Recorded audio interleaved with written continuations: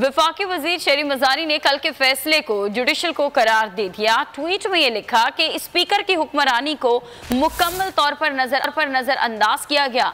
Senator Faisal Javed ने कहा कि मिठाई फिर जाया। बज़ाहिर अपोजिशन को लग रहा है कि वो जीत चुके हैं, मगर ऐसा है नहीं। खेल तो अभी शुरू हुआ है, अपोजिशन जीती नहीं हार गई है।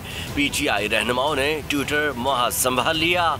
इंसानी हुकूक की वजीर शीरी मजारी कहती हैं, कल का फैसला अदालती बगावत है। पार्लियामेंट की बालादस्ती खत्म कर दी गई। स्पीकर की हुक्मरानी को मुकम्मल तौर पर नजरअंदाज किया गया।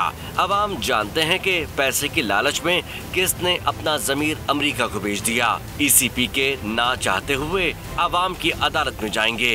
सेनेटर फैसल जावेद खान बोले, इमरान खान को चैलेंजेस का सामना करना आता है। बज़ाहिर ऑपोजिशन को लग रहा है कि वो जीत चुके हैं, मगर ऐसा है नहीं। मिठाई फिर जाया।